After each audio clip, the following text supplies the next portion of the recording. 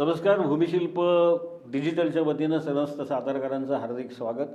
आपण सातारा नगर परिषद निवडणूक 2025 त्या अनुषंगानं आपण बोलायला सुरुवात केलेली आहे आणि त्याचे अनेक भाग झालेले आहेत. त्याच्यामध्ये आपण वेगवेगळ्या विषयांवरती आपण बोलतो आहे. निवडणूक जरी झाली असली तरीसुद्धा आता 21 तारखेला त्याचा निकाल लागणार आहे आणि तो लांबलेला आहे. का लांबलेला आहे वगैरे आपल्या सगळ्यांना माहिती आहे.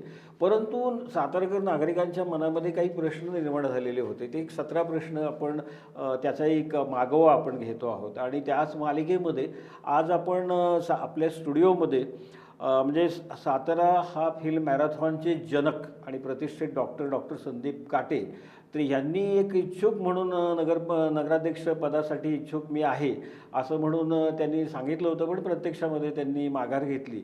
पण आपण तेव्हा सातारकरांच्या मनामध्ये पण होतं की बाबा डॉक्टर काटेंसारखा जर माणूस नगराध्यक्षपदासाठी येत असेल तर सातारकर नागरिकांना सुद्धा निश्चितपणानं असं वाटलं होतं की अरे बाबा चांगली माणसं आली पाहिजेत, वेगळी काहीतरी व्हिजन घेऊन आतमध्ये येतील. परंतु त्यांनी माघार घेतली आणि मग सातारकरांच्या मनामध्ये अनेक प्रश्न निर्माण झाले आणि त्याच्याबद्दल वेगवेगळ्या अफवाही पसरल्या. वेगवेगळ्या पद्धतीनं लोक विचार करायला लागले. तर आम्ही असं एक ठरवलं की बाबा आपण काटे डॉक्टरांशीच का स्पष्टपणे बोलू नये आणि त्यांच्या मनामध्ये नेमकं काय होतं, त्यांची खदखद काय होती, त्यांना का उभं राहायचं होतं, माघार का घेतली त्यांनी.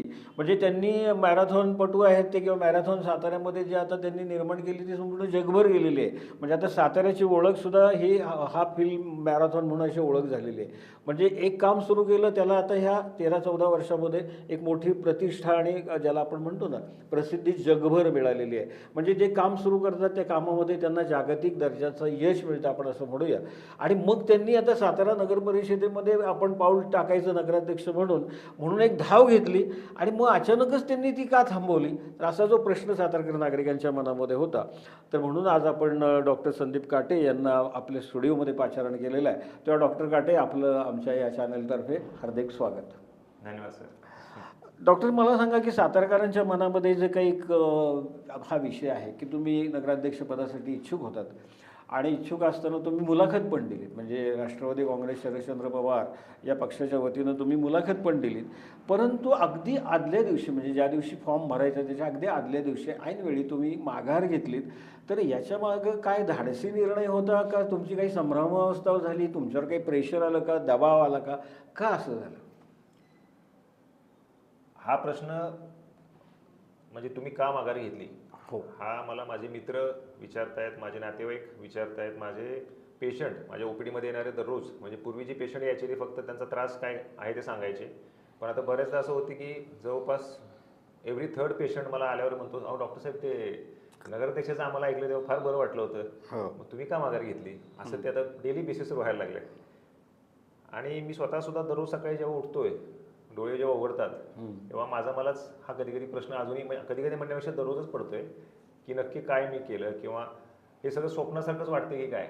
म्हणजे मी नगराध्यक्ष पदाला उभं राहणं, हा विचार मनात येणं, त्याच्यावर कृती करणं, आणि मग अगदी सगळ्यांना जिथं वाटत होतं की 100% डॉक्टर काटे आता इलेक्शनला उभं राहतात, तिथनं जेमतेम 15 तास आधी मी त्यातून माघार घेतोय हे माझं मी ठरवणं आणि ते दुसऱ्या दिवशी मी सोशल मीडियावर जाहीर केलं.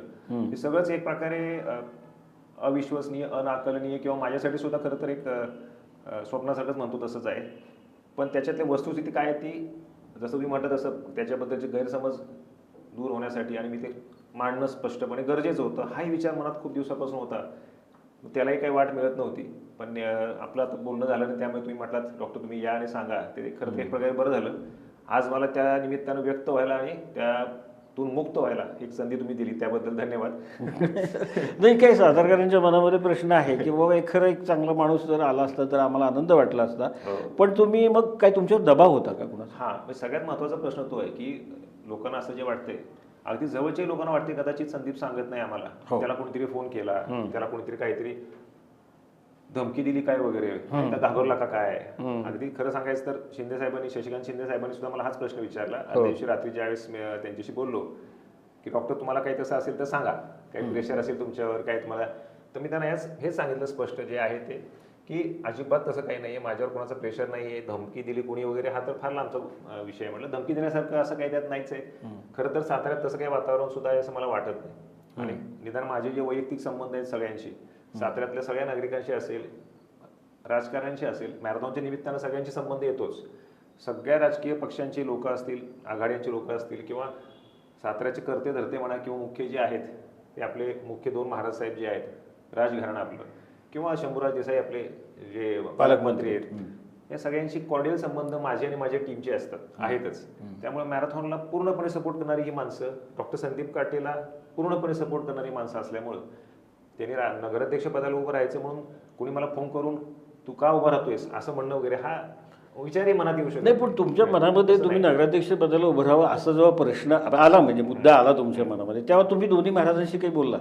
नाही, असं काही बोलणं मग झालं. एकदम तुम्ही राष्ट्रवादी काँग्रेस पक्षाकडे कशी काय मागणी केली? तेच खरं तर जसं मॅरेथॉन घडली माझ्या आयुष्यामध्ये, म्हणतात ना एक चमत्कारापेक्षा काही कमी नाही. सर्वसामान्य माणसाला का तो विचार आला आणि मॅरेथॉनच भरवायची का असं वाटलं आणि ती इथपर्यंत कशी आली, टीम माझ्या भोवती जमा झाली आणि ते होत गेलं.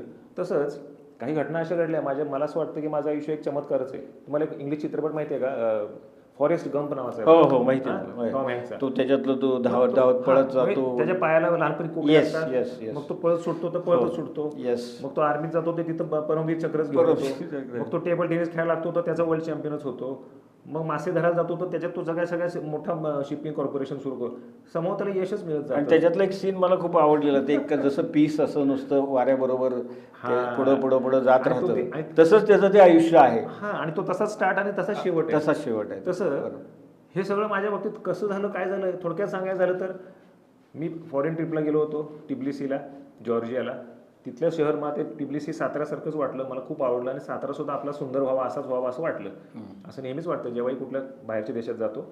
यावेळेस परत आल्यानंतर मग मला त्यावेळेस तिथं व्हिडिओ बनवला मी आणि टाकला. मग रनर्स जे माझे मित्र फॉलो करतात मला, भारतातले, सगळ्या महाराष्ट्रातले, साताऱ्यातले, त्यांना मी सांगितलं सातारा पण असंच आहे बरं का, रनिंग करायला फार, पण इथं जरा स्वच्छता चांगली आहे, इथं कुत्रे अंगावर येत नाहीत, इथं रस्त्यावर खड्डे नाहीत, इथं ट्रॅफिकला शिस्त आहे, इथं पार्किंगची सोय आहे. ह्या गोष्टी फक्त साताऱ्यात असते तर आपला सातारा सुद्धा किती छान, असं सगळं ते मनात एक होतं. आणि थोडंसं बोललो सुद्धा होतो मी त्या फेसबुकच्या व्हिडिओमध्ये. म्हणजे त्याच्यामधनं हे असं होत गेलं. तिथनं इथं आलो साताऱ्याला. परत इथं आल्यानंतर नेमकं माझं मेढ्याला मी गेलो होतो मॅरेथॉनसाठी, जावळी जोडी रनसाठी. तिथनं परत येताना चालत यायचं होतं मला, कारण माझं ICN बॉडी बिल्डिंगची तयारी चालू होती. माझी 50+ मध्ये गोल्ड मेडल घ्यायचं म्हणून. तर चालत जाणं गरजेचं होतं, 16 किलोमीटर चालत पळत. ते करत असताना मला सहज सुचलं आणि आठवलं की ते पेपरला त्या दिवशी सकाळी मी बातमी वाचली होती कुत्र्यांबद्दलची, रस्त्यांवरची कुत्री. त्याचा मी एक व्हिडिओ बनवला आणि टाकला की नेमकं नगरपालिका इलेक्शन अनाऊन्स झाली होती, तर नगराध्यक्ष जे होतील त्यांनी आणि नगरसेवक जे होतील त्यांनी साताऱ्यातल्या कुत्र्यांचा बंदोबस्त करावा, ही एक मी पोस्ट व्हिडिओ टाकून दिली. तर म्हटलं आपण सर्वसामान्य नागरिक आहे, आपण निदान एवढं तरी करू शकतो, हे व्यक्त होऊया, जे लोक येतील त्यांनी हे करावं. ती एक टाकली. आणि 2 दिवसांनी पुन्हा संध्याकाळच्या वॉकला मी जेव्हा बाहेर पडलो तेव्हा ते ट्रॅफिकमध्ये चालता फिरता मला पुन्हा असं वाटलं की गोंगाट खूप जास्त आहे, रस्त्याला खड्डे आहेत. आणि मी नेमका चमकलो होतो, माझा पाय असा मुरगडला होता. पुन्हा तो व्हिडिओ टाकला की मी बॉडी बिल्डिंगच्या स्पर्धेला चाललो आहे 7 दिवसांनी आणि तयारी माझी होत आली आहे. पण हे सोपं नसतं, डाएटवर कंट्रोल, व्यायाम इत्यादी. पण हे वातावरण मी कुठेतरी माझ्या मनात बॅक ऑफ द माइंडला होतच हे की हा संदेश द्यायचा आहे की साताऱ्यातल्या ह्या ज्या गैरसोयी आहेत ना, एक रस्त्यानं चालणाऱ्या सर्वसामान्य माणसाला काय त्रास होतो. आणि रनर म्हणून माझं रनिंग कम्युनिटीला माझ्या सकाळी उठल्यानंतर रस्त्यांवरती चालायला जागा नाही, फुटपाथवर अतिक्रमण आहेत, रस्त्यांवर खड्डे आहेत. हे सुधारू शकतो आपण नगराध्यक्ष झालो तर. हे सगळं नुसतंच तक्रार करायची असं किती दिवस करायचं, आपण काहीतरी करू शकतो का असं. आणि कुठेतरी मनाच्या कोपऱ्यात कदाचित होतं, पण आपलं काम थोडीच आहे नगराध्यक्ष व्हायचं किंवा नगरसेवक व्हायचं. असं जर तर असताना वरून काहीतरी तो चक्र अशी फिरली की माझं एका व्यक्तीशी बोलणं झालं की ज्यांना मी सहज विचारलं, अरे काय कसं झालं तुमचं कोण आहे नगराध्यक्षासाठी किंवा तुझं काय नगरपालिकेचं. ते नगरसेवकासाठी इच्छुक असलेले उमेदवार होते मित्र माझे. ते म्हटलं नाही माझं नाही कन्फर्म, मी काय करणार नाही, नगराध्यक्षाचं आमचं चाललंय शोधायचं. असं ते बोलल्यावर मी सहज त्याला म्हटलं मी हो का रे. अच्छा, म्हणजे असं तुम्ही ठरवून राष्ट्रवादी काँग्रेसची निवड केली नाही? अजिबात नाही. मग होते, आणि तो होता त्या पार्टीचा किंवा त्या पक्षाचा, त्या पक्षाचा लोकशाही काय म्हणतो आपण, इथल्या आघाडीचा, हो महाविकास आघाडी, महाविकास आघाडीतर्फे शशिकांत शिंदे साहेब करणार होते. तर मग मी म्हटलं मी हो का. तर तो 2 क्षणभर थांबला. तो म्हटलं डॉक्टर तुम्ही, तुमची इच्छा आहे. म्हटलं अरे मग हे बदलू शकत नाही, कोण असं नुसतं म्हणण्यापेक्षा बघूया की प्रयत्न करून. मी म्हटलं तो म्हटलं थांबा जरा, मी तुम्हाला फोन करतो 10 मिनिटात. मी असं बोलून विषय थोडक्यात सोडून दिला. आला की 10व्या मिनिटाला फोन आला, अहो माझं शिंदे साहेबांशी म्हटलं बोलणे झाले आणि आपले राजकुमार पाटलांशी, इथले सरचिटणीस, आणि त्याने सांगितलंय भेटायला जावा तुम्हाला, आणि आम्ही तुम्हाला भेटायला येतोय. शिंदे साहेब सुद्धा येतील भेटायला, किंवा तुम्ही आता आले साताऱ्यात की तुम्ही या भेटायला. असं ते सगळं झालं. इतकं झटपट काय होत गेलं. आणि त्यानंतर 24 तासांनी तर मी 48 तासानंतर I was in the Rashtrawadi office appearing for the interview की नगराध्यक्षपदाचे उमेदवार म्हणून असं. पण तुम्ही माघार घेतलीत, पण त्याच्या आधी तुम्ही बारामतीला जाऊन पवार साहेबांची पण भेट घेऊन आलात. हां, आता आणि तरी सुद्धा तुम्ही माघार घेतलीत, म्हणजे याचं लोकांना जास्त आश्चर्य वाटलेलं आता आहे. आणि तुम्ही भेट घेतली असं शशिकांत शिंदेनी आमच्या ह्या स्टुडिओत सांगितलं की त्यांनी तिथं जाऊन पवार साहेबांची भेट घेतली होती आणि पवार साहेबांचा ग्रीन सिग्नल होता.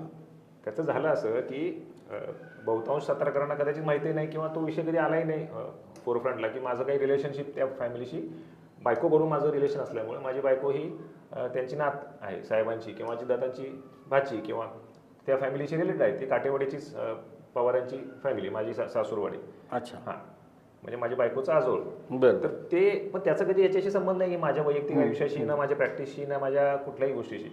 पण या निमित्तानं ज्यावेळेस हा विषय असा आला की आपण राष्ट्रवादी तुतारीतर्फे उभे राहणार म्हटल्यानंतर साहजिकच जेव्हा त्या फॅमिलीला कळलं, त्यांच्याकडून मला काही जवळच्या जे नातेवाईक त्यांचे फोन आले, सपोर्ट त्यांनी दिला की नाव न घेता मी सांगू शकतो की त्यांनी मला असं म्हटलं की तुमच्यासारखी शिकलेली माणसं या क्षेत्रात येणं गरजेचं आहे आणि तुम्ही येत आहात हे ऐकून मला फार आनंद झाला. असं त्या पवार साहेबांची भेट झालीच नाही. झाली. ती कशी झाली ते थोडक्यात सांगू का मी? हो. हां, म्हणजे लोकांना वाटतं बातमी मला असं नंतर कळालं की अशी आली ती वर्तमानपत्रामध्ये की डॉक्टर काटे यांची फिल्डिंग लावण्यासाठी बारामतीला भेट किंवा मला विचारलं पत्रकारांनी की तुम्हाला बारामतीचं बूस्टर इंजेक्शन आहे का. तर वस्तुस्थिती काय मी तुम्हाला आता सांगितली, कसं मी या चित्रात आलो.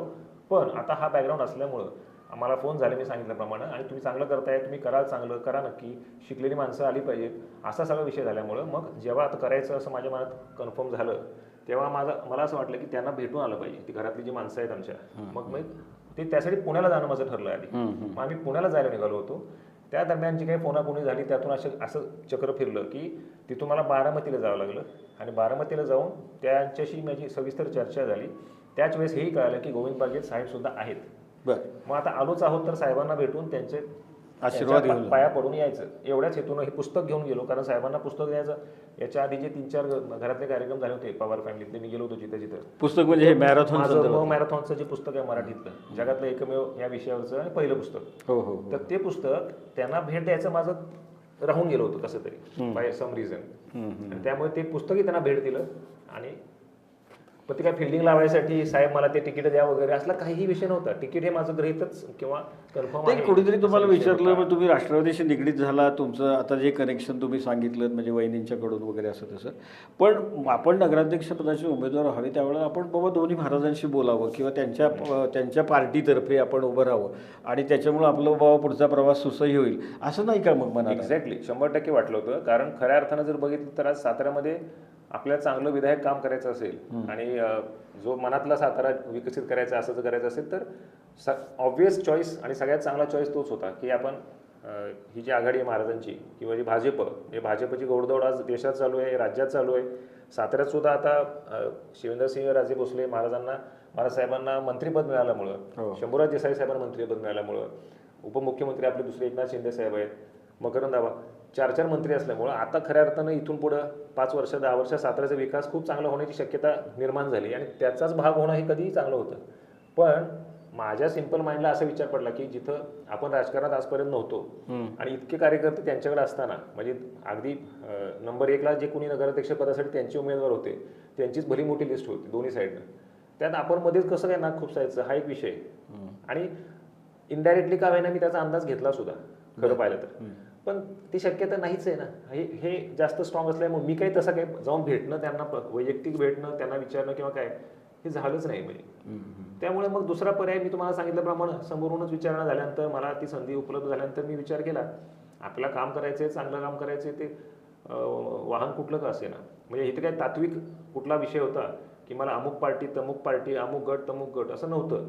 माझ्यासाठी पार्टी म्हणजे काय, फक्त माझ्या साताऱ्यात काहीतरी मला काही योगदान देता यावं, रस्त्यानं चालता येईल असं वॉकेबल शहर सातारा व्हावं, सुंदर व्हावं, सेफ व्हावं, ही जी एक मनातली सामान्य माणूस म्हणून खतखत असते त्याला व्यक्त होण्याचा एक मार्ग. पण दोन्ही महाराजांच्याकडनं मिळणार नाही असं कसं वाटलं तुम्हाला? कारण काय म्हणजे तुम्ही जो काही अंदाज काढला तर तो कसा अंदाज काढला होता?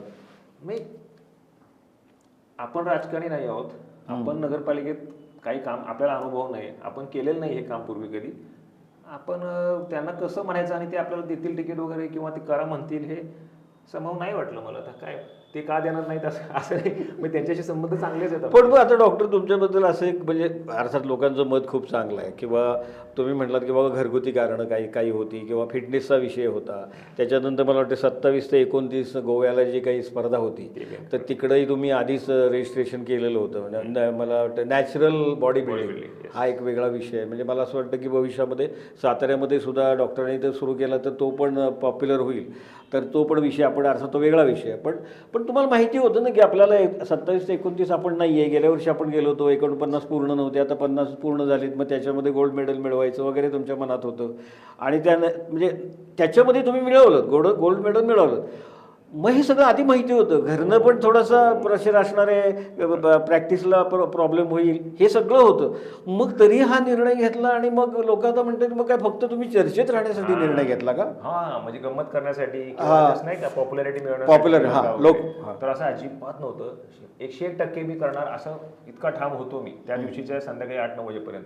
पण अजून एक घटना अशी घडली त्या दिवशी की शेवट एक म्हणतो ना आपण, एखादी गोष्ट असते की त्या एका गोष्टीमुळे निर्णय दुसऱ्या बाजूने झोकतो अचानक, अशी घटना घडली. म्हणजे माझ्या घरातले आणखी एक जवळचे नातेवाईक आहेत, त्यांच्याकडे आमचं शेवट जाणं झालं. म्हणजे आजही मी विचार करतो की कदाचित ती विजिट नसती केली तर मी आज चित्र वेगळं असतं आणि मी आज कदाचित 21 तारखेची वाट पाहत असतो. पण त्या आमच्या जवळच्या नातेवाईकांनी आम्हाला परत एकदा सगळ्या गोष्टीचं असे सारीपाठ मांडला माझ्यासमोर की तुला ICL जायचे, गोल्ड मेडल मिळवायचे, ते सगळं तुला करायचे. त्यासाठी तुला 27, 28, 29ला मुख्य प्रचाराचे दिवस आहेत. त्यावेळेस तू प्रचार सोडून तिकडे जाणार का? तर मी म्हटलं हो. पण ते आधी माहिती होतं ना तुम्हाला? माहिती होतं. माझे विचार हे बघा, मी कसं आहे, रनर असल्यामुळं आणि मॅरेथॉनपटू असल्यामुळं असेल म्हणा किंवा माझा स्वभाव तसा म्हणा की मी भयंकर ऑप्टिमिस्ट आहे. म्हणजे काही होऊ शकतं असं मला उगाच वाटतं. उगाच म्हणण्यापेक्षा होतं बऱ्याचदा. तर एक दिवस का होईना रात्री निघायचं, रात्रभर प्रवास करून सकाळी गोव्यात पोहोचायचं, स्पर्धा खेळायची आणि संध्याकाळी माघारी यायचं. एक दिवस फक्त माझं प्रचाराचं बुडेल. पण सोशल मीडिया आहे, आपण सोशल मीडियावरनं तेही लाईव्ह दाखवू की मी माझं वैयक्तिक आयुष्य, माझ्या आवडीनिवडी, माझे छंद, माझा व्यायाम हेही न सोडता मी नगराध्यक्ष पदासाठी सुद्धा इलेक्शन असताना सुद्धा इथं आलोय. त्याचा सकारात्मकच संदेश जाईल की फक्त व्यवसाय, पैसा कमवणं किंवा राजकारण करणं हे आयुष्य नाहीये, तर व्यायाम करणं, फिटनेसकडे जाणं, हा मेसेज माझ्या माध्यमातून जाईल. मग ते करायचं आणि मग परत येऊन 2 दिवस प्रचार करायचा आणि इलेक्शन सुद्धा करायचं. एक दिवस का होईना, म्हणजे ती स्पर्धा 3 दिवस होती. मी 4 कॅटेगरीत खेळणार होतो, पण ज्यात मला मुख्य इंटरेस्ट होता मेन्स फिटनेस आणि मेन्स फिजिक, ते एका दिवशी होत्या. त्या 2 स्पर्धा खेळून ते गोल्ड मेडल घेऊन सुद्धा यायचं, अशी माझ्या मनात कल्पना होती. त्यामुळे ते करायचं. पण नंतर हे जेव्हा असं पॉईंट्स मांडले की हे पॉसिबल नाही प्रॅक्टिकली, आणि जर असं केलं तर त्यासाठी तुला झोप जाईल, व्यायाम करता येणार नाही, हे गोल्ड मेडल कदाचित हातचं जाईल, ह्या राजकीय हे गोल्ड मेडल गोल्ड मेडल आणि शिवाय तुला प्रॅक्टिस सोडून द्यायला लागेल. त्याने काय सांगितलं, ते माझे जे नातेवाईक आहेत, मी म्हटलं प्रॅक्टिस सोडून नाही देणार मी सकाळी OPD करेन, मग ऑपरेशन थिएटर करेन, मग नगरपालिकेत जाऊन बसेन, मग संध्याकाळी. म्हणले अरे हे असं नसतं होत, हे फुल टाइम जॉब आहे. तुला लोक अपरात्री फोन करतील, तुला त्रास देतील. आणि सगळ्यात 4-5 मुद्दे होते. त्यातला अजून एक सगळ्यात महत्त्वाचा मुद्दा हा झाला की ते म्हणाले तुझा स्वभाव असा आहे की तुला जे खपत नाही ते खपत नाही, तू स्पष्ट बघतायस. मग तुला अशा गोष्टी समजा तुझ्या समोर घडतील की ज्या तुला पटत नाहीत, आवडत नाहीत आणि ते तू थांबवू शकत नाही, तरी तुला चालेल का? म्हणजे ते भ्रष्टाचाराबद्दल बोलत होते की ज्याबद्दल तुम्ही सुद्धा स्पष्टपणे मागच्या तुमच्या एपिसोडमध्ये मला तो खूप आवडला जो पाहिला मी, की भ्रष्टाचाराबद्दल कोणी ओपनली बोलतच नाहीये. तर मी म्हटलं नाही, भ्रष्टाचार मी करणार नाही आणि मी होऊ देणार नाही. म्हटले मग तुला शक्य नाही, तू या भानगडीत पडू नकोस, अशा ह्याच्यात सांगितलं. आणि माझ्यासोबत माझी मिसेस होती. आणि तुला त्रास होईल किंवा काही लोकांना असंही वाटतं, तुम्ही मगाशी विचारलेल्या प्रश्नाशी निगडीत विषय आहे की मॅरेथॉनला तुमचा त्रास होईल, तुम्ही कदाचित त्यामुळे माघारी घेतली का? नाही, पण त्या संदर्भात सुद्धा एक असा प्रश्न आहे म्हणजे सातारकरांच्या मनात की मॅरेथॉन सुद्धा उभी राहताना तुम्हाला अडथळे आलेच की. मग काही राजकीय होते, काही आर्थिक होते किंवा प्रशासकीय होते, त्या सगळ्यावर तुम्ही मात केली. मग आता माघार का घेतली असंही वाटतं? त्यावेळेस सुद्धा मला अडचणी ज्या आल्या त्यामध्ये मी खंबीर राहिलो, माझ्यासोबत माझी टीम खंबीर राहिली. मला साताऱ्यातून सर्वांनी सपोर्ट केला. म्हणजे काही लोक त्रास देत होते पण सपोर्ट जास्त लोक करत होते. म्हणजे इथले राजकारणी सुद्धा, म्हणजे दोन्ही महाराजांची घराणी असतील, सगळे राजकारणी कुठलाही पक्ष असो, ते सगळे सपोर्ट करत होते. 1-2-4 लोक जे कोणी विरोध करत होते त्यांचे गैरसमज होते, तुम्हाला ते माहिती विषय तो आता नको काढायला, पण ते विषय सुद्धा कालांतराने संपले. आणि तुम्ही म्हणता तसं आज मॅरेथॉन स्मूथली चालली. तर यात असाही विषय झाला की तू मॅरेथॉनमध्ये असताना तू राजकारणात जर पडला तर आपल्या मॅरेथॉनला गालबोट लागेल. किंबहुना माझाच एक असा एक नियम होता, अलिखित म्हणा किंवा लिखित सुद्धा, की मॅरेथॉन आपण ऑर्गनाईज करतो तर आपण राजकारणाशी डायरेक्ट संबंधित कधी यायचं नाही. आता जिथं मीच नगराध्यक्षाला जर उभं राहायचं म्हटलं तर मॅरेथॉनला आपल्या काही अडचण येईल का किंवा कोणी विरोध करेल का, असाही एक सूर माझ्या टीममधनंच आला होता. हाही विचार होता की मग मग मॅरेथॉन म्हणजे माझा स्वार्थ एका साईडला माझं मॅरेथॉन म्हणजे हा तरी काय माझा स्वार्थ आहे का, माझं घरचं काम आहे का ते. मॅरेथॉनला कोणीतरी अडचण निर्माण करेल म्हणून नगराध्यक्ष व्हायचं नाही, हे कुठेतरी म्हणजे असं कसं ना, का नाही असं. हेही माझा चांगलाच हेतू आहे, हाही चांगलाच हेतू आहे. सातारकर सपोर्ट करतात म्हणून मॅरेथॉन शक्य आहे, माझी थोडीच आहे स्वतःची. मी काय वैयक्तिक काम नाही माझं. नगराध्यक्षपद सुद्धा माझं माझ्यासाठी नाहीच होतं, सातारकरांसाठीच मला काहीतरी करायचंय. तर मग हे होऊ शकतं असं वाटत होतं. पण मग ह्याच गोष्टींची एक जी लिस्ट लांब तयार झाली की तुला प्रॅक्टिस करता येणार नाही, तुला भ्रष्टाचार दिसेल डोळ्यासमोर आणि कदाचित रोखता येणार नाही, तुला तुझ्या स्वभावाला जुळणार नाही, तुला लोकांशी फार जास्त ऐकून घ्यावं लागेल, ते तुला जमेल का, आयुष्यात तुझं प्रॅक्टिस कमी पडेल, मग तुझं स्वतःचे छंद, मला कॉमिक्स वाचायला पुस्तक वाचायला आवडतं, तो वेळ कमी पडतोय प्रॅक्टिसमधून, मग हे सगळं कधी करणार, हे बॅलन्स कधी करणार, या सगळ्यांचं असं बोजा होत गेलं. आणि मग शेवटचा टिपिंग पॉईंट एक आला की जे त्या माझ्या नातेवाईकांना भेटलो, ते म्हटले तू आज रात्री शांतपणे विचार कर, निर्णय घे, घरी जाऊन गडबड अजिबात करू नकोस. आणि घरी गेल्यानंतर मग बायकोशी जी चर्चा आली त्यातून आमचा असा विषय झाला की तुम्ही पहिले फोन उचला आणि त्यांना कळवा तुम्ही नाही घेत. आणि मी तसा मेसेज दिला आणि आंघोळीला गेलो. आणि आंघोळ करून आल्यानंतर बघितलं तर मिस कॉल होते बरेचसे. मग मी बोललो त्या शिंदे साहेब. पण आता तुम्ही अगदी लोकांना सांगितलं की मी म्हणजे तुमच्या मनात आलं ते आणि व्हावं बाबा साताऱ्यात वेगळ्या पद्धतीनं काहीतरी काम व्हावं. कारण आता हे जे मॅरेथॉनचा जो विषय आहे म्हणजे तुम्ही समजा नगराध्यक्ष झाला असतं तर कदाचित मॅरेथॉनसारखे आणि काही उपक्रम चांगल्या पद्धतीनं वर्कआउट झाले असते. ते अर्थात आजही तुम्ही करू शकाल नाही याच्यातला भाग नाही. पण तरीसुद्धा मग सातारकरांच्या मनामध्ये असा एक प्रश्न येतो की तुमच्या त्या माघार घेण्यामुळं एकूणच सातारचं राजकारण जे दूषित आहे आणि ते काही चांगलं नाही आहे असं तुमचं मत झालं आहे का? कारण जर राजकारणाचाच विषय आला असता म्हणजे मॅरेथॉनवरती त्याचा परिणाम होईल अशा पद्धतीनं हे केलं किंवा काही साताऱ्यातल्या मंडळींनी सुद्धा तुम्हाला असं एक सल्ला दिला स्वतःहून तशा पद्धतीने दिला तरी सुद्धा माझा विश्वास असा होता आणि आहे की तसं काही होणार नाही. मॅरेथॉनला आपल्याला असं कोणी त्यामुळे त्रास देईल किंवा आडवं लावेल वगैरे वगैरे असं करण्यात पण साताऱ्यातली माणसं वाईट नाही आहेत असं माझा स्वतःला ठाम विश्वास होता आणि आहे. तरीसुद्धा हे तुमचं म्हणणं बरोबर आहे की कुठेतरी दुसऱ्याच्या क्षेत्रात लुडबुड करणं हा विषय होतोच तो की कदाचित राजकारणात प्रस्थापित लोकांना असं वाटू शकतं की हे कशाला मॅरेथॉन सोडून डॉक्टर इकडं कशाला यायला लागलाय, मग आता थांब तुला मी कदाचित अशी भावना निर्माण होईल असं वाटलंच होतं की आमच्या कामात तू लुडबुड करू नको. तर मला हेच म्हणायचं की लुडबुड करणं हा हेतू नाही. तसं कुणी सांगितलं होतं का? हा अशा पद्धतीचे मेसेज डायरेक्टली इनडायरेक्टली लोक देतच होते. म्हणजे हा दबावच होता ना? हा आता असं म्हणाल तुम्ही तर तो एक प्रकारचा दबाव झाला. मग त्याला तुम्ही बळी पडला का? नाही मी खरं म्हणाल तर अर्थात मी म्हणत तशी लिस्ट आहे मोठी. त्यात प्रथम एकला हेच होतं की माझं वैयक्तिक लाईफ खूप जास्त डिस्टर्ब होत होतं. मला माझी छंद माझी आवडीनिवडी ते बरोबर आहे पण ते आधी तुम्हाला माहिती होतं ना माहिती होतं आपण हे असं केलं तर असं होईल. मग तरी निर्णय घेतला होता म्हणून सातारकर म्हणतात की बाबा तुम्ही का माघार घेतली. म्हणजे एक म्हणतात ना उंटाची पाठ तुटायला शेवट काय कारणीभूत ठरलं. What was the final straw that broke the camels back. It was I don't know which it was. तो प्रश्न मलाही रोज सकाळी उठला पडतो की what finally broke the camels back. आणि मी ते केलं ते चुकलो का.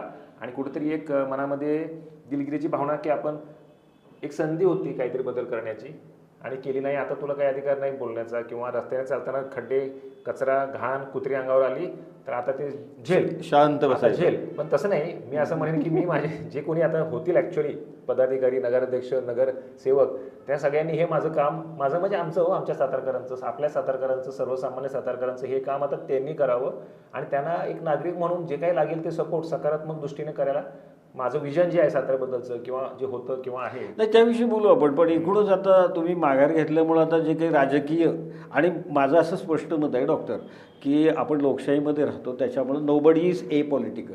कोणीच राजकीय नसतो. प्रत्येकाचं एक राजकारण असतं आणि ती फॅक्टच आहे. आम्ही राजकीय नाही असं म्हणणारी माणसं ही दांभिक असतात खोटी असतात असं माझं स्पष्ट मत आहे. कारण लोकशाही तुम्हाला राजकीय भूमिका असलीच पाहिजे आणि ती गरजेची गोष्ट आहे.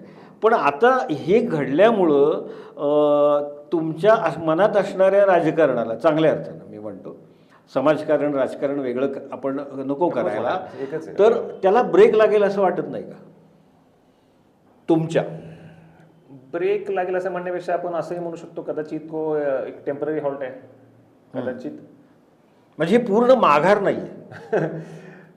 याचं उत्तर मला स्वतःलाच खरं तर माहित नाही. म्हणजे राजकारण आपला प्रांत नाही वगैरे हे एका बाजूला म्हणजे आणि तुम्ही दुसरीकडं जो सिनेमाचा संदर्भ दिला त्याच लाईनमध्ये तुम्ही परत आहात. माहित नाही मला. दुसरीकडे तुम्ही म्हणता तसं राजकारण हे सगळ्यांचंच काम आहे. म्हणजे येस. असं म्हणून चालणार नाही की हे मी नाही करायचं, हे माझं काम नाही. मग असं म्हटल्यामुळे कदाचित आपला देश मग जिथं ज्या दिशेने जायला पाहिजे तो जाणार नाही. आणि देश जाऊ द्या, फार मोठ्या गोष्टी नको.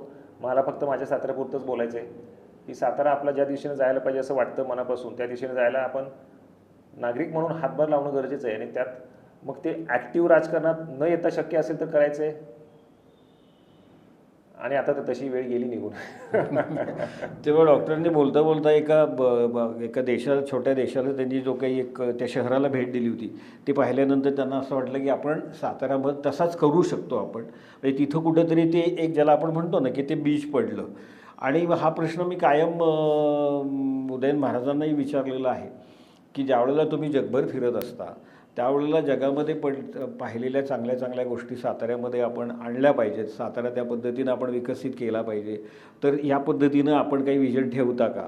त्यानंतर आपले विक्रमसिंह पाटणकर जे आहेत पाटणचे दादा, थोरले दादा, तर त्यांनी त्यांच्या पाटण तालुक्यामध्ये ते आमदार असताना काही गोष्टींचं तिथं केल्या होत्या. तर त्यावेळेला मी त्यांच्याशी ज्यावेळेला असंच इंटरव्ह्यू घेतला होता तेव्हा त्यांना म्हटलं होतं, तेव्हा त्यांनी मला ना काही फॉरेनचे संदर्भ दिले होते की ह्या देशात मी गेलो तिथं हे पाहिलं, त्या देशात गेलो मी तिथं हे पाहिलं. आणि मला असं वाटलं की ते आपल्या पाटण तालुक्यात झालं पाहिजे, आपल्या मतदारसंघात झालं पाहिजे. म्हणजे तशा पद्धतीची एक विजन काही लोकांच्याकडे असते, ती तुमच्याकडे होती निश्चितपणानं. ठीक आहे, आता तुम्ही माघार घेतलेली आहे, लोकांच्या मनामध्ये जे प्रश्न आहेत त्याचं किंवा तुमच्या मनातली जी काही खतखत आहे ते, पण तरीसुद्धा आता जे नवीन आता तर 21 तारखेला निकाल लागणार आहे, नवीन बॉडी येणार आहे, नवीन नगराध्यक्ष तिथं बसणार आहेत. तर तुम्ही नगराध्यक्ष झाला असता तर तुमची विजन काय होती किंवा आता ह्या मंडळींनी काय करावं असं तुम्ही सांगाल? मला असं वाटतं की आपण ना साताऱ्याला दुसऱ्या कुठल्या शहराची कॉपी बनवायला नाही पाहिजे. म्हणजे पुण्यात असं आहे, हैदराबादला असं आहे, बंगळुरूला असं आहे, मुंबईला असं आहे म्हणून साताऱ्यात आपण असं करू. लोक नेहमी ओरडतात ना साताऱ्यात आपल्याकडे इंडस्ट्रीज नाहीत किंवा आपल्याकडं नोकरीच्या संध्या कमी आहेत वगैरे वगैरे वगैरे. म्हणजे काय तर भरपूर मोठे मोठे रस्ते, त्याच्यावर गजबज, रस्त्याला ट्रॅफिक आणखी वाढवून, लोकसंख्या भरमसाठ वाढवून ते आणखी वेगळे प्रश्न निर्माण करायचे मोठ्या शहरांचे. असं करण्याऐवजी आपण आपल्या स्ट्रेंथ्सवर खेळायला पाहिजे असं मला वाटतं. म्हणजे आपली जी मूळ ताकद आहे साताऱ्याची की ज्याच्यामुळे जसं डोंगरदऱ्या सगळीकडेच आहेत अख्ख्या पश्चिम महाराष्ट्रात किंवा जगभरात कितीतरी ठिकाणी भारतात सुद्धा, पण साताऱ्याचीच हिल मॅरेथॉन का आपली फेमस झाली किंवा का पॉप्युलर झाली? तर आपण आपल्या स्ट्रेंथवर खेळलो. म्हणजे आपली जी नैसर्गिक सौंदर्य त्याला आपण ॲज अन ॲसेट वापरलं आणि त्याला चांगल्या मॅनेजमेंटची जोड दिली. त्याच्यामुळे साताऱ्याची मॅरेथॉन हळूहळू ती फेमस झाली. तर आपल्या साताऱ्यामध्ये विकास असं म्हणून त्याला भकास करण्याऐवजी मला असं वाटतं की आपला निसर्ग, आपला ऐतिहासिक वारसा, छत्रपतींचं घराणं आहे आपलं साताऱ्यामध्ये, त्याला इतिहास एवढा मोठा की आपली मोठी स्ट्रेंथ आहे. आपल्याकडं खेळाची संस्कृती आता चांगली रुजलेली आहे पूर्वापारपासूनच. म्हणजे मॅरेथॉनपासून असं मी म्हणत नाही, मॅरेथॉन ही आता अलीकडची गोष्ट आहे, पण आपल्याला एक मोठा इतिहास आहे खेळाच्या क्षेत्रात सुद्धा. सांस्कृतिक वारसा आपला मोठा आहे. आपल्याला राजकीय वारसा म्हणजे सगळ्यात जास्त महाराष्ट्रातलं स्ट्रेंथ राजकीय दृष्ट्या जी आहे ती साताऱ्याच्या भोवती केंद्रित आहे. एवढी सगळी आपली स्ट्रेंथ आहे जी, त्याच्यावर आपण खेळलं पाहिजे. म्हणजे काय की आपल्याकडे टुरिझम, आपल्याकडे स्पोर्ट्स आणि आता हेल्थ आणि फिटनेसबद्दलचं अवेअरनेस, याच्या भोवतीचं काम केलं तर जी लोक आपण साताऱ्याला आपण म्हणतो काय तर पेन्शनर सिटी, म्हणजे ते एखादी शिवी असल्यासारखं वापरलं जातं. मी तर म्हणतो तीच आपली आज स्ट्रेंथ असायला पाहिजे. म्हणजे आज आपण लोकांना छोट्या गावातून मोठ्या शहरांकडे जाण्याचं जे ट्रेंड होतं ते आता विरुद्ध झालंय. मोठ्या शहरातील लोक रिव्हर्स मायग्रेशन व्हायला लागले. कारण मोठ्या शहरांमधले प्रॉब्लेम्स, तिथल्या जमिनीचे दर आसमानाला भिडले. तिथं प्रवास करून तुम्हाला कुठं जायचं असेल तर लांब जावं लागतंय. त्यामुळे व्यायाम करायला वेळ नाही, झोपायला वेळ नाही, मुलाबाळांसोबत खेळायला, मित्रमंडळीशी बोलायला वेळ नाही. साताऱ्यात आपल्या अगदी हाकेच्या अंतरावर सगळं आहे. म्हणजे मी चालत पळत साताऱ्यात असतो नेहमी म्हणून मला माहिती आहे.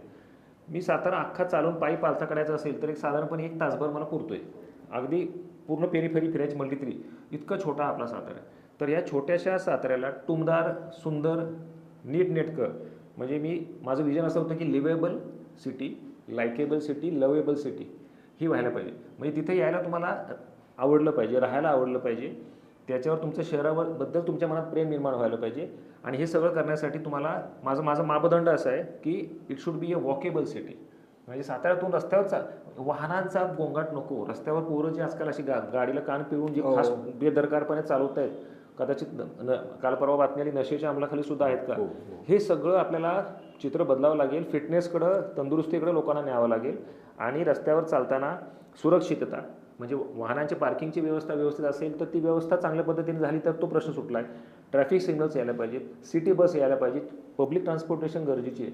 आणि जास्तीत जास्त लोकांना तुम्ही चालायला प्रमोट करा, सायकल चालवायला प्रमोट करा. सायकलसाठी रस्ते आपल्या इकडे छोटे आहेत, पण निदान जे मोठे रस्ते आता आपण रिंग रोड होणारे म्हणतात, जिथं जिथं नवीन रस्ते होणार आहेत तिथं तरी ॲटलिस्ट वॉकेबल आणि सायकलेबल ट्रॅक्स बनवले पाहिजेत. पोय नाक्यासारख्या ठिकाणी, आपल्या ग्रेट सपेटाच्या ठिकाणी जे 2 साईडने रस्ते चालत जाण्याचे आहेत, तिथून मी चालत जायचं म्हणलं तर जीव मोठीत घेऊन चालत जातो. एका साईडला मग असं उभं राहायला लागतं एखादं वाहन आलं तर, म्हणजे आपल्या जीवाला काही किंमतच नाही का. तर ह्या बेसिक गोष्टी आहेत ना, ह्या बेसिक गोष्टीवर कॉन्सन्ट्रेट करणं हे माझं विजन आहे. फार मोठ्या गोष्टी नंतर म्हणजे मोठ्या मोठ्या बिल्डिंगी बांधणं चकचकीत आणि त्यामध्ये काही काचा लावून तो विकास आपल्याला नको आहे. उलट जो सातारा बाहेर गेलेला तरुण वर्ग आहे त्याने साताऱ्यात परत यावं. त्याला असं वाटलं पाहिजे की आपला सातारा लिव्हेबल सिटी आहे, सुंदर सिटी. तुम्ही बघा, युरोपमध्ये असेल, जपानमध्ये असेल, अमेरिकेत असेल, अशी शहरं आहेत की जिथं लोक सॅटेलाइट सिटीमध्ये राहतात. म्हणजे क्योटो नावाचं सुंदर शहर आहे, सांस्कृतिक राजधानी आहे जपानची. तिथं लोक राहतात आणि तिथून टोकियोला किंवा ओसाकाला जाऊन नोकरी करतात. अमेरिकेत बोल्डर कोलोराडो म्हणून आहे बघा, तिथं राहतात आणि मग ते जवळच्या मोठ्या सॅटेलाइट शहरामध्ये जाऊन नोकरी करतात. असं आपण साताऱ्यामध्ये जर डेव्हलप केलं वातावरण की जिथं लोकांना राहायला आवडतं, तर लोक उलट पेन्शनर सिटी, मी म्हणतो अर्ली रिटायरमेंटची कन्सेप्ट आता तरुण पिढीमध्ये आली आहे. 30-40 रिटायर होत आहेत आणि वर्क फ्रॉम होमचं कन्सेप्ट आहे. तर लोकांना मोठ्या मोठ्या बिल्डिंगांची आणि कुठल्याही प्रकारे इमारतीत जाऊन ऑफिसमध्ये बसायची गरज नाही. साताऱ्यात येऊन तुम्ही राहा आणि ग्लोबल सिटीजन व्हा. साताऱ्यात राहून अशी इन्फ्रास्ट्रक्चर आपण डेव्हलप केलं पाहिजे की जे बेसिक इन्फ्रास्ट्रक्चर म्हणजे स्वच्छ सुंदर पाणी, नळाला कुठलंही पाणी पिता संपूर्ण शहराला नगरपालिकेनं वायफाय सिस्टीम पुरवली. हा, कनेक्टिव्हिटी द्यायला, अख्खं शहर वायफाय सुविधा असेल, अख्ख्या शहरामध्ये पब्लिक ट्रान्सपोर्ट हे चांगलं असेल, नळाला कुठेही पाणी तुम्ही पिऊ शकता, रस्त्यांवर ठिकठिकाणी पाणी प्यायला मिळालं पाहिजे, टॉयलेट्स असले पाहिजेत, पब्लिक टॉयलेट्स, आणि रस्त्यावर चालताना अंगावर गाड्या आल्या नाही पाहिजेत आणि कुत्री चावली नाही पाहिजे, आणि स्वच्छता सार्वजनिक असावी. आणि ह्यासाठी नागरिकांना सुद्धा खूप मेजर रोल आहे. तर नागरिकांची आणि प्रशासनाची सांगड घालून एक जीवपणे सगळ्यांनी काम एकत्र जर केलं तर आपला सातारा एक मॉडेल सिटी होऊ शकतं. आणि त्याच्या बेसिसवर मग आपलं टुरिझम वाढेल, आपल्या इथं टुरिस्ट इंडस्ट्री वाढेल, आपल्याकडे फूड इंडस्ट्री वाढेल.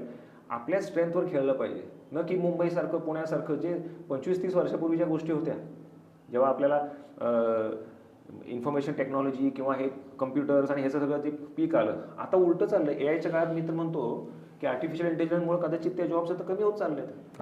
लो लेवल एंट्री जिथं असते त्या IT प्रोफेशनल तर काम सुद्धा आता मिळणं मुश्किल झालंय.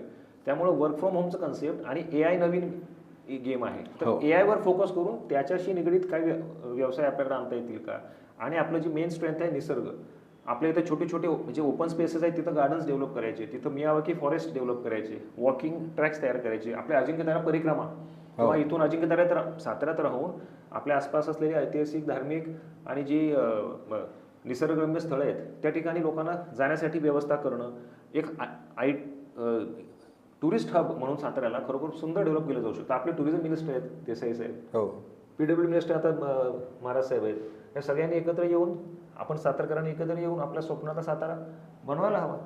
हा फोकस असायला पाहिजे. हे माझं स्वप्न आहे. काही लोक म्हणतात हे तुझं दिवा स्वप्न वगैरे. कसं काय दिवा स्वप्न? जगात हजारो शहरं अशी ऑलरेडी आहेत ना, मग आपण का नाही होऊ शकत? नाही, दिवा स्वप्न असतं किंवा जेव्हा स्वप्न पाहिल्याशिवाय ते प्रत्यक्षात उतरत असाही भाग असतो का नाही. आणि ते व्हिजन असावं लागतं किंवा त्या पद्धतीनं स्वप्नही पडावीही लागतात. पण आता ही जी काही नवीन टीम येणार आहे नगरपालिकेमध्ये, आता नगराध्यक्ष अमोल मोहिते हे विजयी होतील असं साधारणपणे सर्वांचा हे आहे. त्यांना तुम्ही वैयक्तिक मार्गदर्शन स्वतःहून कराल का त्यांनी विचारलं तर मी त्यांना सांगायला जाईल असं काही नाही? मला आवडेल. अमोल मोहिते सुद्धा मित्रच आहेत माझे, आणि मला त्यांच्या टीममध्ये त्यांचा सल्लागार म्हणा किंवा मित्र म्हणा म्हणून राहायला खूप आवडेल. कारण मला काय करायचंय म्हणून नव्हतं करायचं मला, किंवा नाही करायचं अजून सुद्धा. पुढच्या 5 वर्षामध्ये अमोल मोहिते असतील, सुवर्णाताई असतील, किंवा अगदी सनी काटे असेल. मी म्हणतो सनी काटे आले किंवा शरद काटकर साहेब आले, काय हरकत, जे कोणी येतील ते आमचे मित्रच आहेत. ज्यांना विजन आहे त्यांना आम्ही साथ देऊ. ज्यांना कुठं काही समजा अडत असेल किंवा काही अडचणीत असतील तर नागरिक म्हणून आपण सगळे एकत्र त्यांच्या उभे राहू ना. तुमच्यासारखे सिनियर लोक आहेत, तुम्ही गाईड करा. कारण मला काही त्यातलं सगळं माहीत नाही आहे, किंवा फक्त माझं स्वप्न आहे. आपण सगळ्यांचे स्वप्न आणि सगळ्यांचे अनुभव एकत्र करून एक विजन जर दिलं आणि इच्छाशक्ती निर्माण केली तर ते कोणी का असेना, निमित्त कोणी ठरवू, पण आपला सातारा आपल्या भविष्यातल्या पिढ्यांसाठी सेफ करणं गरजेचं आहे. आता काल परवा बघा बातमी आली, माझ्याकडे ओपीडीत पेशंट बसला होता. तो माणूस म्हणला, सर मी तर मला फोन आला, जरा जाऊन येऊ का परत? मी म्हणलं मी जाणार आहे, माझी ओपीडी संपली. नाही म्हणलं प्लीज सर 10 मिनिटं थांबा. म्हणजे काय झालं तर माझ्या बायकोच्या मैत्रिणीचा ॲक्सिडेंट झाला म्हणे. आणि दुसऱ्या दिवशी मला ते कळलं की अजंठा चौकात ती बिचारी बाई 32 वर्षाची रस्त्यातला खड्डा चुकवायसाठी इकडे तिकडे झाली बाईक त्या माणसाची, आणि तो ट्रक तिच्या डोक्यावरून गेला. ट्रॉली मला सांगा, आज एका कुटुंबातील ती बाई गेली, आपल्याला काहीच फरक पडला नाही. तर ते खड्डे कधीतरी संपायला हवे. तो खड्ड्यांमुळे जीव जायची तुम्ही किती लोकांच्या वाट बघणार आहे? त्या ग्रेट सेपरेटरमध्ये जाताना चालायला तर सोय नाहीच आहे. बाईकवर जर तुम्ही नाक्याच्या दिशेनं खाली आलात तर जो डाव्या साईडचा रस्ता आहे, डाव्या साईडला PWDची एवढी मोठी जागा बांधकाम विभागाची आहे, सार्वजनिक, मला वाटतं ती जिल्हा परिषदेची. ती कंपाऊंड थोडंसं आत सरकवून जरा चालणाऱ्यासाठी रस्ता बनवायला काय हरकत आहे? ग्रेट सेपरेटर चांगला आहे, मला त्या नावं नाही ठेवायची. मला असं म्हणायचं आहे की तिकडं DCC बँक आणि इकडं सार्वजनिक बांधकामची जी काही PWD जागा आहे ती जागा थोडी वाढवून वॉकिंग ट्रॅक नको का? म्हणजे सभापती भवन आहे तिथं. म्हणजे माणसाची काय आयुष्याला किंमतच नाही का? विद्यार्थी आज ते खालनं सगळे जात आहेत त्या ग्रेट सेपरेटरमधनं. रोज मी जाताना विचार करतोय माझ्या गाडीखाली कोणी यायला नको.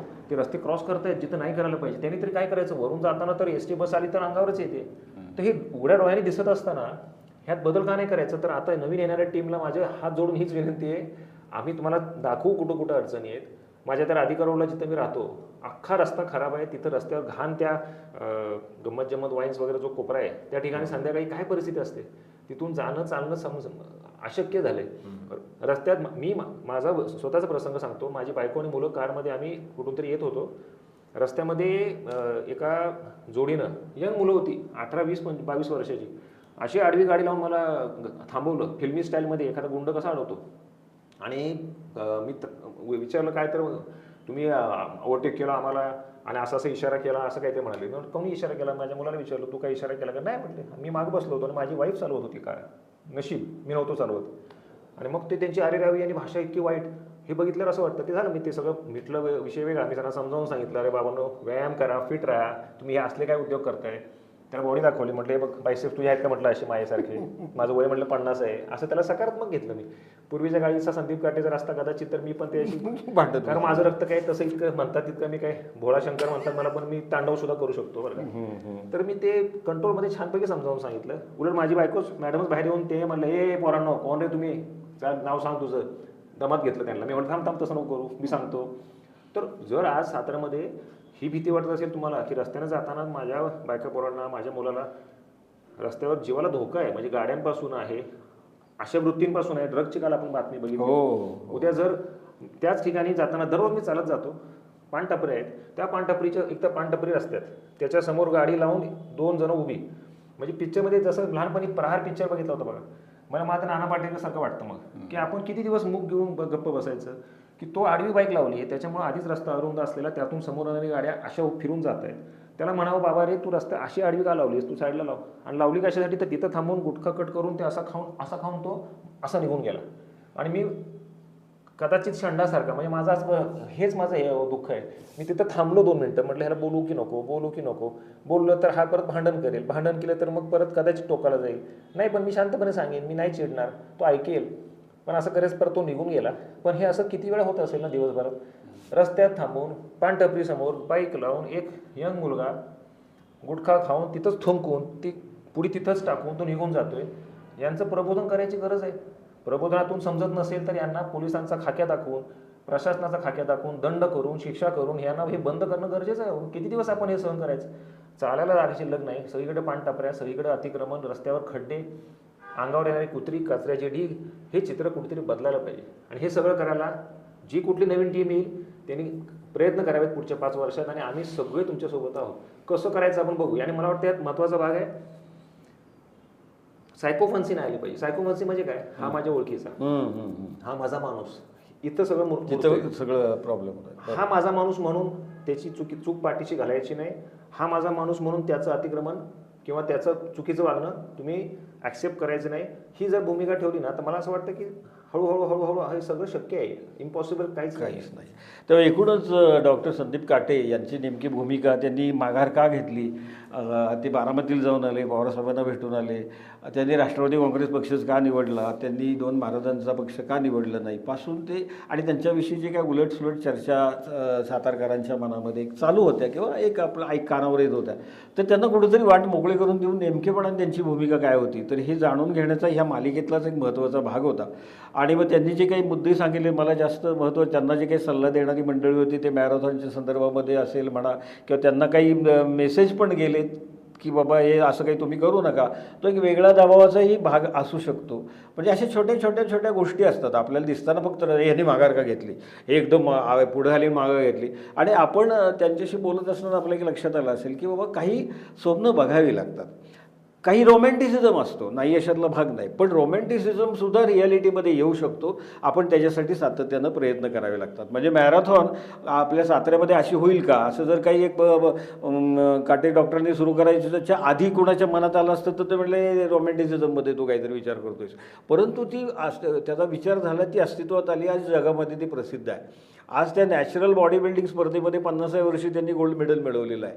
त्या पद्धतीची पण चळवळ साताऱ्यामध्ये त्यांच्या माध्यमातून सुरू झाली, तर तो एक वेगळा एक कॉन्ट्रीब्युशन सातारा शहराला ठरेल. आणि सातारा शहरामधलं वातावरण किंवा एकूण आपला परिसर कसा नीट नेटका आणि छान ठेवावा त्याच्याबद्दल विजन, हे सगळं त्यांनी क्लिअर केलेलं आहे. आणि येणाऱ्या बॉडीला किंवा येणारे जे काही आता नगरसेवक आहेत, नगराध्यक्ष आहेत, तर त्यांनी, मला असं वाटतं की काटे डॉक्टरांनी ते आम्हाला विरोध केला होता, ते काहीतरी विरोधी पक्षात होते किंवा काय, असा विचार न करता त्यांना जर वाटलं तर त्यांना निश्चितपणाने ह्या सगळ्या विकास प्रक्रियेमध्ये सामावून घेतलं पाहिजे. किमान काही गोष्टीमध्ये जर त्यांचा सल्ला विचारला तर मला असं वाटतं की येणाऱ्या नगराध्यक्षांनासुद्धा एक चांगल्या पद्धतीचं मार्गदर्शन होईल. आणि मला असं वाटतं की विकासाच्या संदर्भामध्ये दोन्ही महाराजांच्यामध्ये काही विरोध असायचं काही कारण नाही की बाबा ठीक आहे काटे डॉक्टरांनी सुचवलं म्हणून आम्ही हे केलं, असं जर कोणी तुम्हाला म्हणणार नाही. काम होणं जास्त महत्त्वाचं आहे.